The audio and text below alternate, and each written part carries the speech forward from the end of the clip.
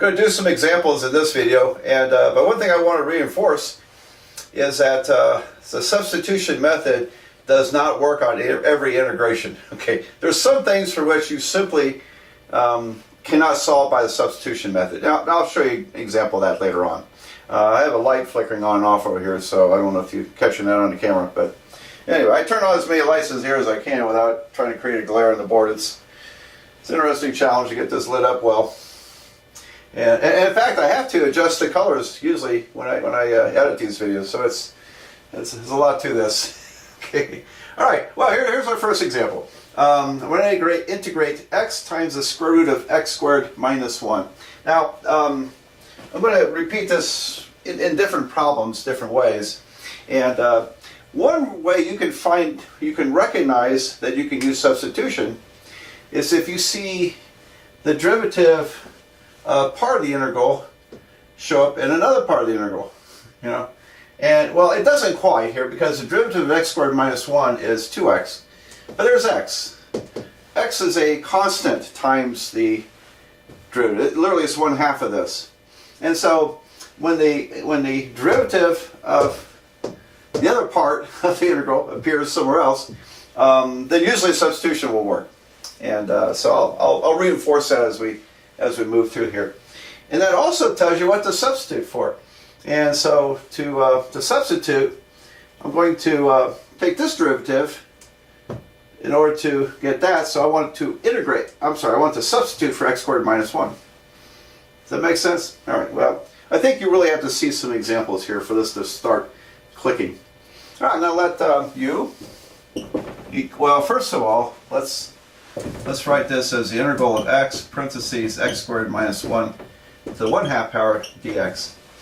And then I want to let u be the inside of the parentheses, and usually it's the more complicated function, is how you substitute. So I have u is equal to x squared minus 1.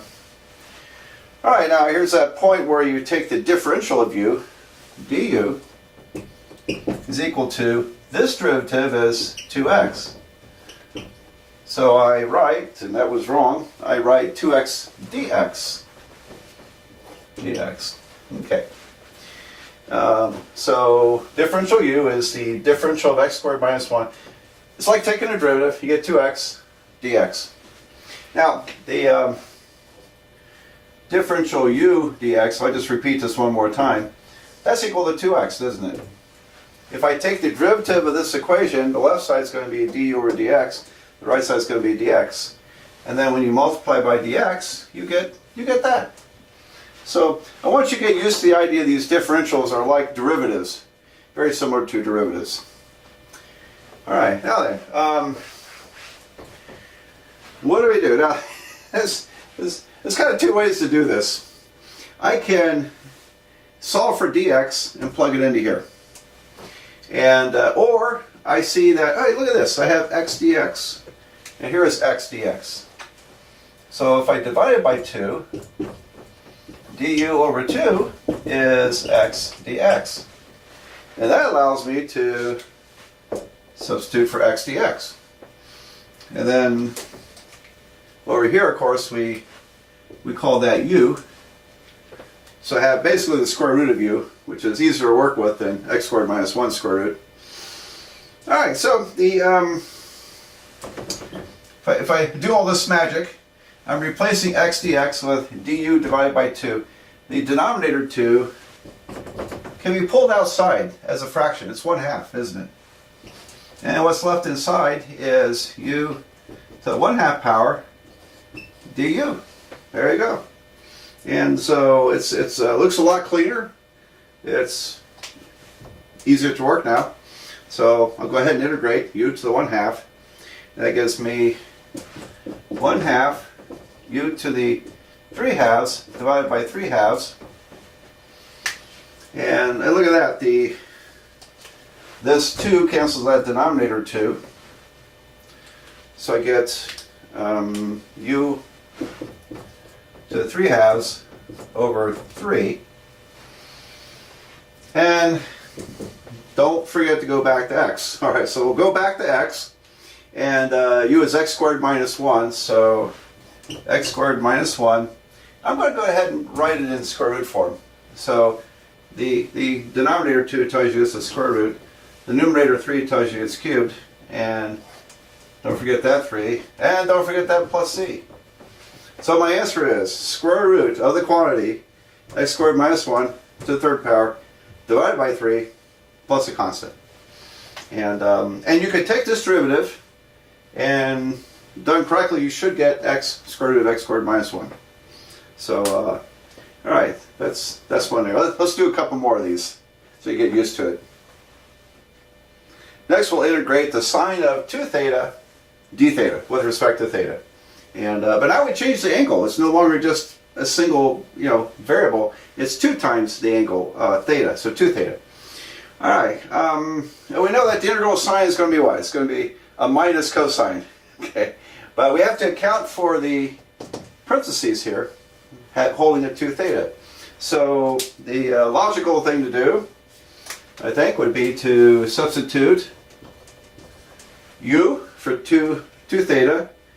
So there's that u again. U is the standard substitution variable in calculus, so that's why I use it all the time. Textbooks tend to use u. All right, so let's let u equal to 2 theta. And now what's the differential of u? Well, this derivative would be 2, but I also have the theta, 2 d theta. So du is 2 d theta, okay? And which means that d theta will be du over 2. So when I substitute the denominator 2, I'm going to bring it out as a 1/2, integrate sine u, and d theta is du divided by 2, so du over 2. There it is. And now we can integrate, because we have an integral formula for that one. It's the negative cosine. So minus cosine u over 2, and take it back to theta. U equals to 2 times theta, so this ends up being minus cosine 2 theta divided by 2 plus a constant. This problem is actually identical to the one I just worked, but it looks a lot different, doesn't it? The integral of 2 times sine theta cosine theta d theta. All right, so and why do I say it's the same thing? Okay, because in trigonometry, this may look familiar to you. We develop a handful of identities or formulas. The identity for sine of 2 times theta, it's called the double angle identity for sine, happens to be 2 sine theta cosine theta. All right, so here's 2 sine theta cosine theta is sine 2 theta. And I just integrated the sine of 2 theta d theta, and we got minus 1/2 cosine 2 theta plus a constant. All right, so the if I integrate this, will I get that answer? Yes and no. It's going to look different from our answer over there, but I like this problem because it's 2 ways of doing the same function. Here the function is written differently. Sine 2 theta is 2 sine theta cosine theta. And the substitution technique is quite a bit different here. Because over here, we let u be 2 times theta. That was our substitution variable. U is 2 theta. Over here, what's it going to be? Well, let me erase this and this part, and we'll get started on this one. Now we have, unusually, it's a little bit unusual, we have 2 choices for substitution here. Since the derivative of sine is cosine, sine would be a good substitution variable. But also the derivative of cosine is minus sine. That's a constant, a -1 times this function, sine theta. So we could substitute for either sine theta or for cosine theta. I think I'll use sine theta because the derivative of sine is a positive cosine. All right, so let's ignore this one for the moment. I'll let u equal to sine theta, which takes care of this. And the differential u, well, the derivative of sine is cosine. So cosine theta and then d theta. So there's a differential idea again. It might remind you a little bit of implicit derivatives, and where you had an extra thing over here. All right, so cosine theta d theta, which appears here. So there's du. And then we said that sine theta, red and green, Christmas colors, is u. So when we put all this together, we get 2 integral u du. Look at that. That's pretty easy, right? Integrate u, I get u squared divided by 2. The 2's cancel. I get u squared. Wow. And we can't stop there. Don't stop there. You have to go back to the original variable. So u is sine theta. U squared is sine. The sine function squared we write as sine squared theta plus a constant. All right. So as far as integrating this function, we're done. We're done. What I want to show you is that this answer equals that answer.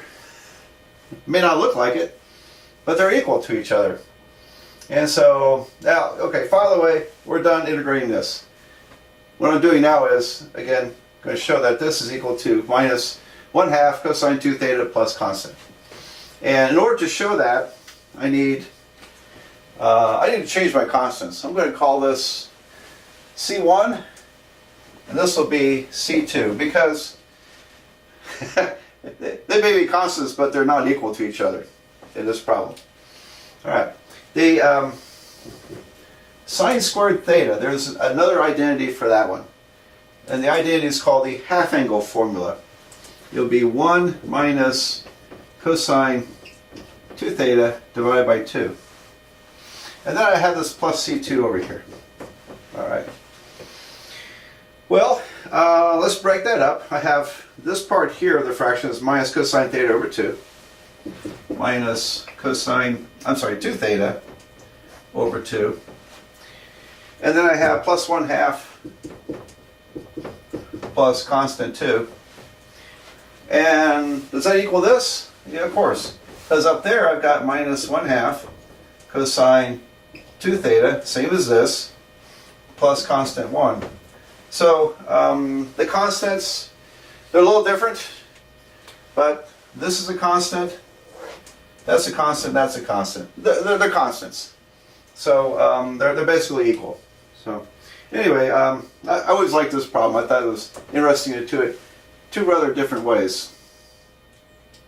This integral probably looks more complicated than it really is.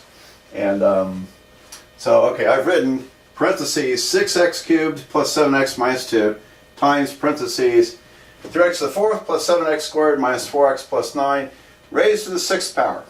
All right. So now, all I have to do is change one little number in here, and suddenly I can't use substitution. Okay, it becomes a mess. And but it turns out that the derivative of the larger function, the more complicated function, is a constant times this function. So when that happens, of course, you have substitution by parts. Integration by substitution is possible. All right, so like I said, sometimes students get along of what do I substitute for? We'll try the most complicated thing first. That usually is what works.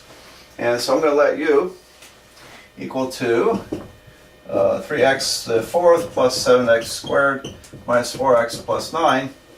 And when I take the differential, I'm taking the derivative, parentheses, 12x third power plus 14x minus 4 dx. Okay. And I'm almost there. I'm almost there because 2 times this gives me this function. In fact, I'm going to try a little bit different, something a little different here. I'm going to multiply by 2 and multiply by 1/2. Because 1/2 times 2 is 1, isn't it? Multiplying by 1 doesn't change any values. And so this is 12x to the 3rd plus 14x minus 4. There we go. And so I altered this in front here to make it be du. So this part and that part is du. And then this, of course, was u to the 6th power. So when I put all this mess together, I get this 1/2, and all this now is going to be integrating u to the 6th power du. Isn't that wonderful? We can integrate u to the 6th, so we just can't deal with that big mess there. So it's a nice technique, and very often we do this. We'll just multiply and divide by a constant in order to make an adjustment to allow for an easy substitution.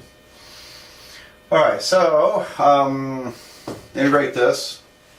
We'll end up with u to the 7th over 7 times this 2 in the denominator. Really it's u to the 7th divided by 14. And then replace u, and we have 3x to the 4th plus 7x squared minus 4x plus 9 to the 7th power over 14 plus a constant. And there we go. We integrated that thing. Alright, now next I want to do some, well, at least 1 or 2 definite integrals using substitution. And because we got to be careful there. So, alright, let's go on to definite integration.